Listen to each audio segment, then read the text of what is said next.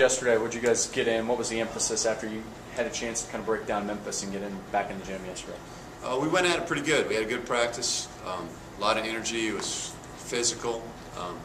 The main points we're trying to get across right now are getting rid of the silly turnovers, the careless ones that are beating us, being more physical on blockouts, helping, better help defense so we're not giving up rim shots, getting back to the fundamentals and understanding we got to screen for each other. A lot of things that go into winning. The little things that are getting us beat.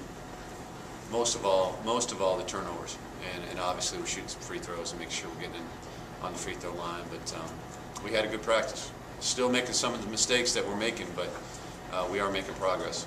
You said those turnovers are, mainly focus. Is that kind of thing where you hope that they hold up their end of the deal there and that it works itself out? Or, how do you try to address those turnovers that kind of leave you scratching? Well, with the guards, we talked a lot about having pride, run the team, and not just understanding that you got to value the ball and value each possession.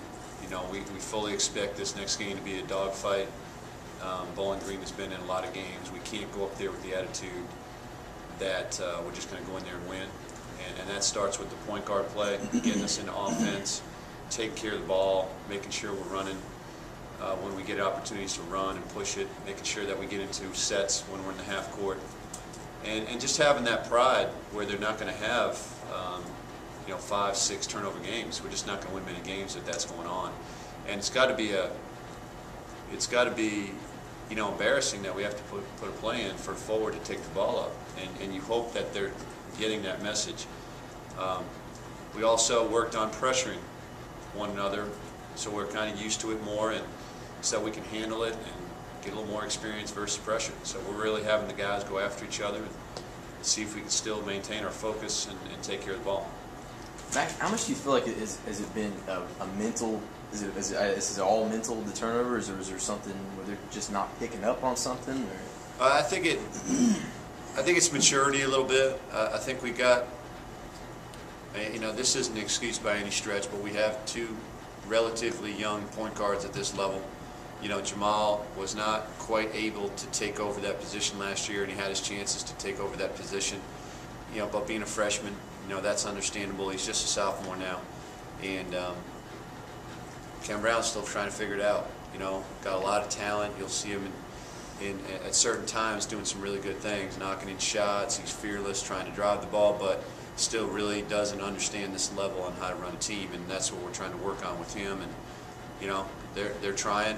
I thought it was a big setback for Jamal to get hurt. I thought he really lost it, some confidence and some swagger in that 5 or 6 days that he wasn't practicing, and he's still getting back in game shape. So, hopefully we can get him back to where he was here soon.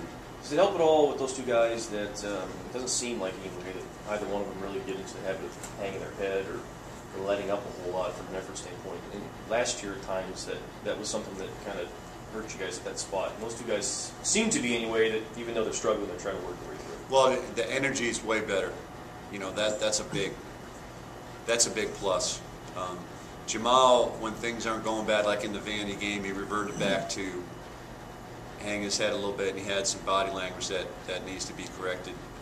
Cam Brown will make mistakes and just not realize he's making mistakes, but getting better at understanding, just listening, and not having, basically an excuse on what he thought was going on when he turned the ball over or made a mistake. So they're correcting little by little.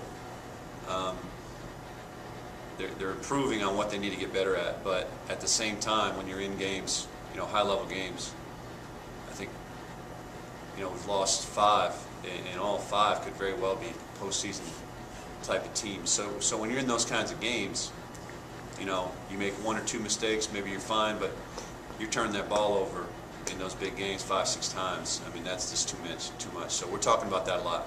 Obviously, those 2 guys have struggled, at least especially with turning the ball over, but a lot of guys on offense have struggled. Do you kind of go to the point guards and tell them it's their responsibility to, put everybody back in place where, guys are getting put in positions where they're not turning the ball over, or is it on each individual also to try to curb that? A little bit. Last game, we're totally out of the flow in the first half, and really lost that game in the first half.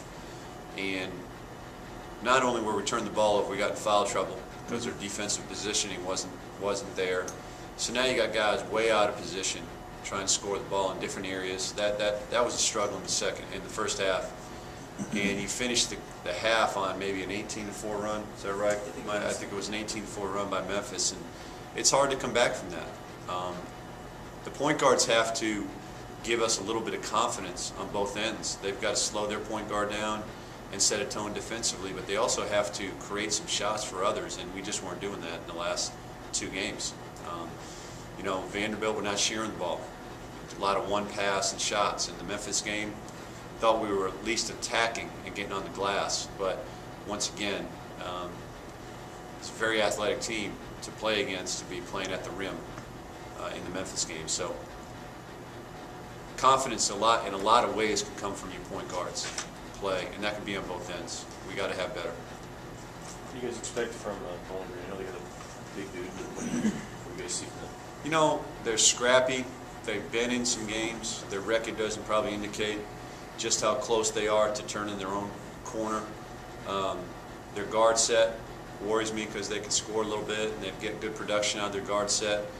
I expect them to probably play a lot of zone, so we're working on zone a lot this week. And the biggest message we're trying to send to our team right now is, hey, don't underestimate Bowling Green, and we have to understand this is a big game. This is a very, very important game for us. We need to get back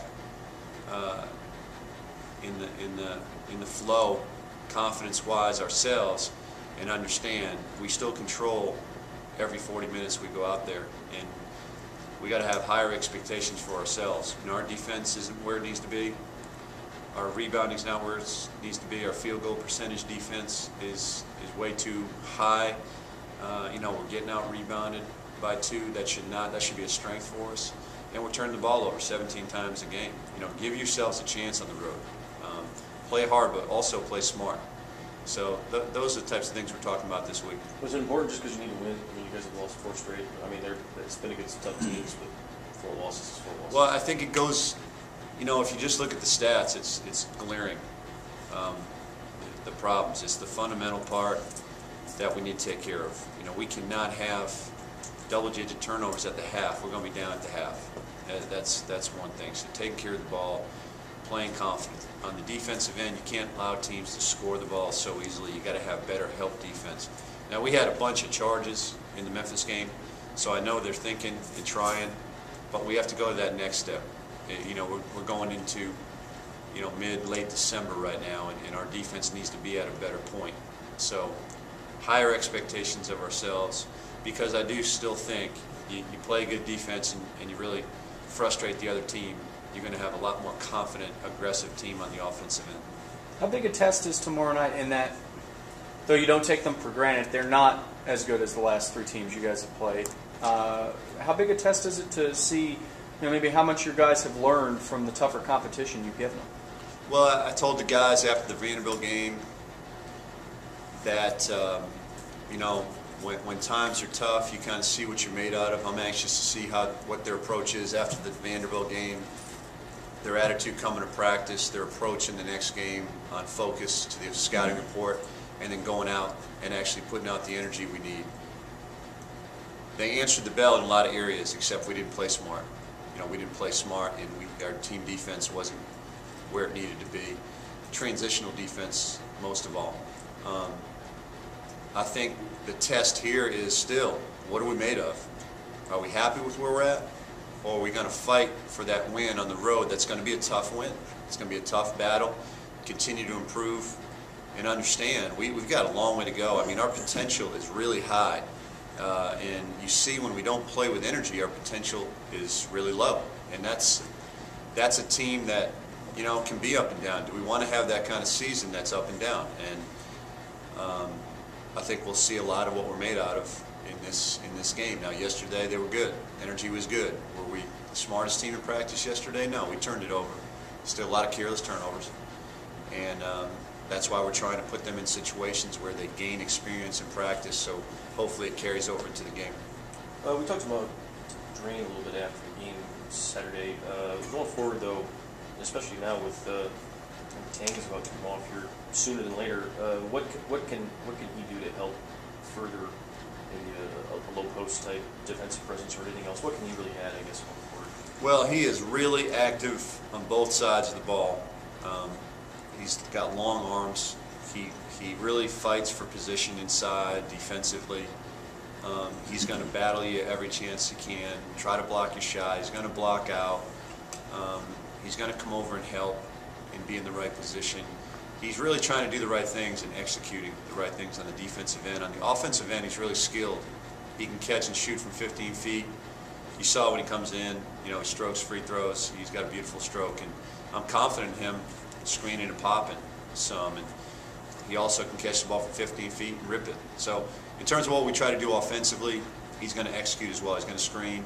He's going to be physical. And even though he's not the heaviest guy, he does play physical and do some things. So I like the fact that he does everything we're asking him to do role-wise.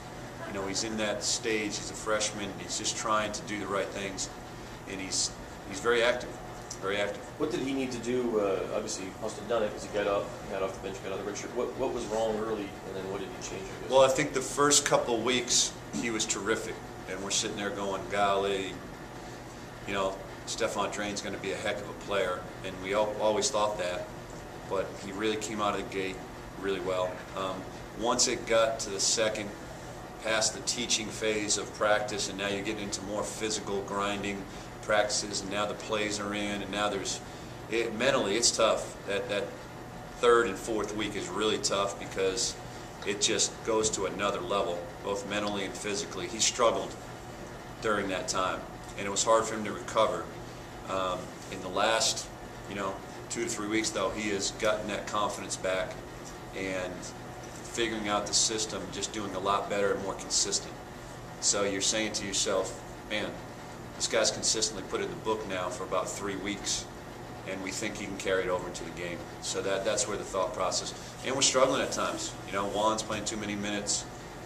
Cliff struggled at times. Pet's playing too many minutes. So depth-wise, I think he could really help us. And he's happy with playing 2 minutes, and he's going to play them hard. I'm excited about that.